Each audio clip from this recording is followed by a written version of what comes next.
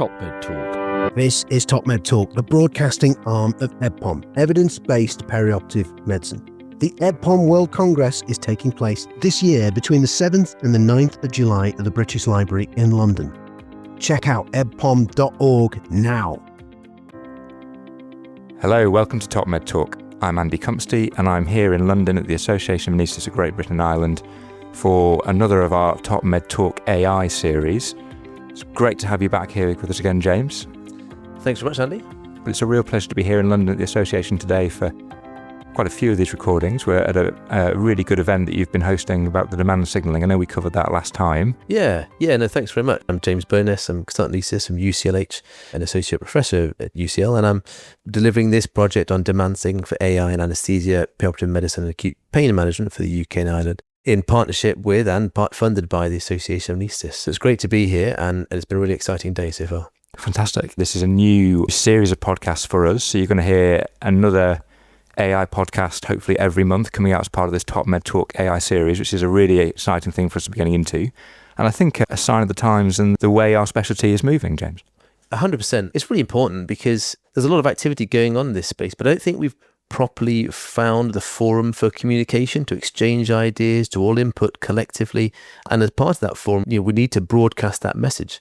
And so I think Top Med Talk provides a perfect vehicle to disseminate the information and communicate the message to the wide audience. And it's great we've had such interest from so many fantastic speakers that already come and join us on this series. And it's a real pleasure to welcome Nicky here to start this series off. Nicky, tell us a bit about yourself and what you do and what your role is. So my name's Nicky De Beer. I'm the Chief Executive of the Association. My role here is to work with the Board of Trustees to set the strategic direction and make sure it's implemented at the Association. It's great that the Association is so behind this. No, it's an absolute pleasure and we really are behind it. What we hear from our members all the time is that they are often presented with solutions in technology before anyone has even discussed with them what the problems are that they are having. So when this came along, we thought it was really, really important. AI is everywhere. It's not new, but we felt that it was really important to get sort of ahead of it if we could, so that our members' voices can be heard, developing solutions to the problems that they have, rather than being on the end of a solution when they haven't had a chance to even discuss what the problem is. And have you kind of got any feel from the members, like which areas that it's kind of the impact is starting to be felt, or that they think are opportunities or concerns, clinical or non-clinical? Yes, we are. In terms of the clinical impact of AI, there are sort of three main things that we hear. So one is around the sort of enhanced monitoring and decision support that AI can provide, being able to analyse vast amounts of data in real time and identifying potential complications and providing decision support in surgery as things are happening. There's also an area of personalised anaesthesia, the side of AI that can assist in tailoring management of anaesthesia to particular patients. And then the other clinical impact, which we hear a lot about, is the potential for the automation of routine tasks. So we hear those three things a lot. In terms of non-clinical impact, it's things around operational efficiency, streamlining lots of different areas of administrative work, and also in data management. We are, as an association, becoming much more data driven in the way that we make our decisions, and I think it's really important that we do that, and AI can obviously help. If I could kind of bring you back to the automation, we know that AI is going to change many facets of what we do, both in healthcare, and it already has well beyond healthcare. Do you get a feel from the membership, and what's your view on, is this something that we should embrace or be wary of? We don't want to be behind this curve. We really do need to embrace it.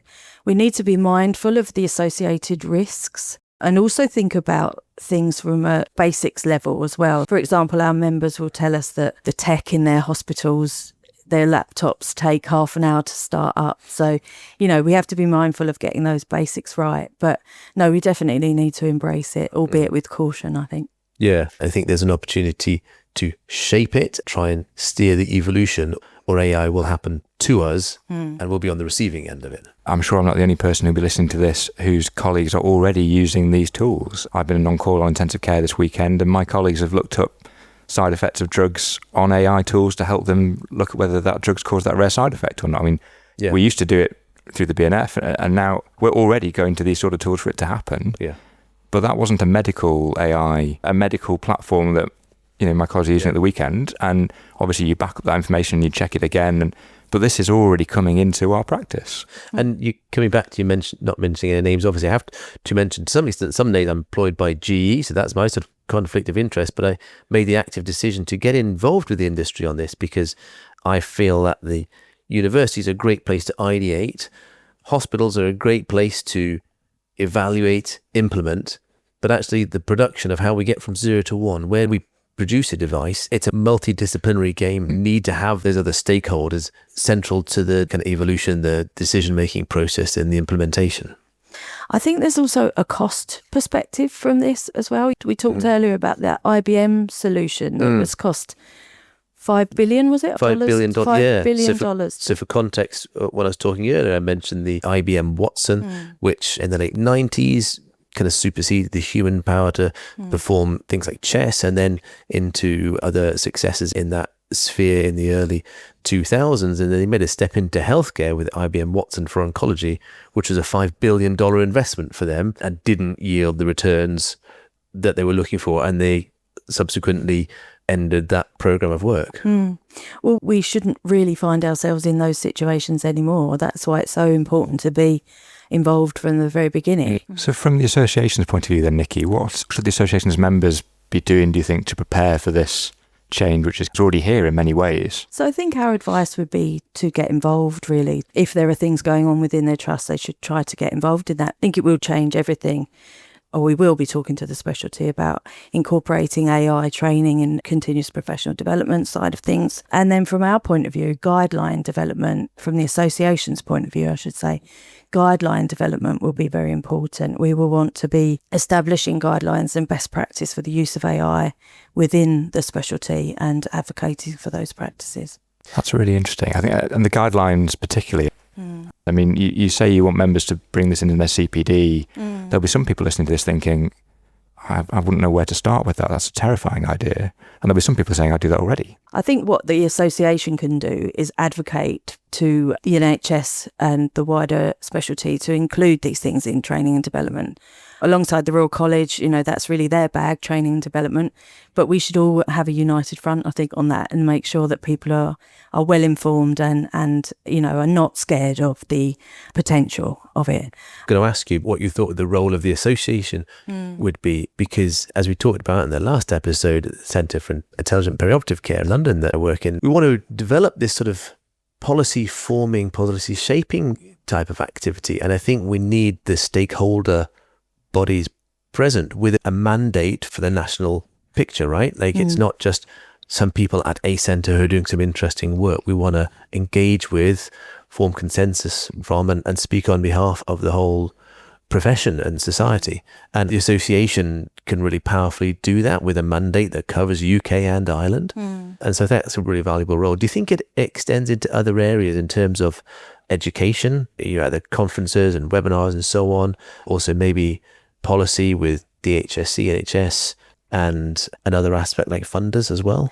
I see our role in very much being around providing guidance, resources, education, providing additional forums for discussion in AI as well, like we're doing today. I mean, it's a classic, really good example. I think as well, advocating for policies for the ethical use of AI in healthcare, because really, at the end of the day, our role is really all about patient safety. So if we can advocate for policies that promote patient safety, that's really what we want to do. I'd be interested in your ideas actually about what the association could also be doing. I think there are some really important areas of how we form policy and educate. And I think maybe the association could be a really useful bridge between individuals and entities and the national landscape, whether it is NIHR, whether it is Department of Health and Social Care, whoever that is. And I think that could be really useful because the association provides legitimacy across the country to speak up for and on behalf of the profession and to engage with those organisations rather than an individual approaching MHRA, NICE, DHSC. So I think that's a really useful one. The education theme, I think, is really important. Conference activity, webinars, courses, one-day courses in initial AI literacy, those kind of activities. You're also already providing the Digital Transformation Award, and I think using that as a platform to engage with national funders would be really valuable. I think they're three really useful activities, and I hope the work that we've done so far can sort of carry on in that vein. Absolutely, yes. We're hoping to provide the same kind of grant funding for next year.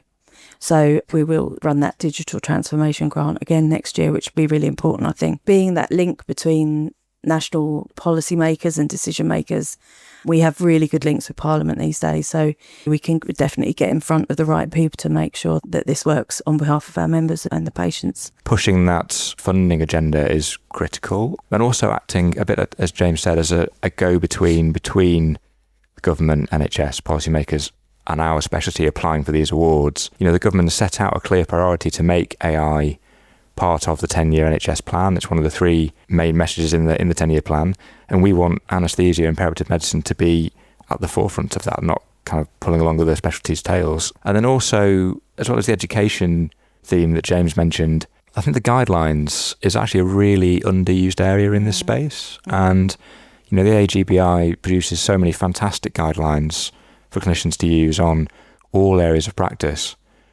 I think AI is sort of really needing some of those to be developed, and I get the AAGBI guidelines emailed to me most weeks. I've not yet had one come through about AI. Yeah, it's interesting actually. This project started out around a guidelines idea, and then what was both interesting and difficult about that is that there are so many potential guidelines. What guidelines, is it for monitoring? My original background came from AI-based devices for point-of-care ultrasound. Is it about procedural activities? Is it around consent and whether patients should be consented for the use of these technologies? So I think you're right, the guidelines are inevitably coming, but I think it's probably a mixed bag. So there's lots of different guidelines which may be necessary. But I think, the topics that are being discussed are all going to end up in guideline form in the future, I'm sure. Yeah. I'm sure the association will be involved in that process. I think that's why this part of this project is so important, though, isn't it? The demand signalling. As you say, there are so many areas we could get involved in guidelines, but we actually want to make sure that they're the right priorities and that it's relevant to what's needed. Exactly, relevant to what's needed. And we should touch on the international context of this as well. So obviously we're sitting here in London at a UK focus meeting with the UK, or the Association of Anaesthetists of Great Britain and Ireland, but this is clearly an international problem, an international opportunity, and I think a really good thing for the association to be doing would be trying to link with some of those other organisations around the world and maybe joining the dots in some of this, rather than what we've seen happen in other areas of perioperative medicine where different silos form in different countries. And there will be people listening to this episode in Australia, there will be people listening to this in Canada, in the United States, in Morocco, in India. It always amazes me the reach that Top Med Talk reaches to. But I think the association could have a really helpful role in bringing some of these conversations together. That's right. The association is really well placed internationally. We are already working with the Australians we talk to, the Australian Society of Anesthesiology. There's just application all over the world. So it would be our intention to sort of hopefully maybe lead the way a little bit in this, but definitely share what we find and bring others along in a collaborative way. When you say you're talking with those associations, is that specifically about AI and the use of AI in this space? Yeah, it is certainly on there. We'll be meeting in Washington, DC next month with the Common Issues Group. Quite high up on the agenda is AI and the use in each jurisdiction. What do you think are the next priorities for the association in this space, and the things we should look out for in the near future, do you think? Well, I think probably our priority will be looking at developing guidelines when we are at the right stage. The development of guidelines will be the next real concrete step for us. Members tell us constantly that the guidelines we produce are their top membership benefit. So that will definitely be a priority for us, I think. One thing I'm keen on from this demand signalling work, that it doesn't stop as a standalone project. We do a project, then we publish it, broadcast it here at Top Med Talk AI.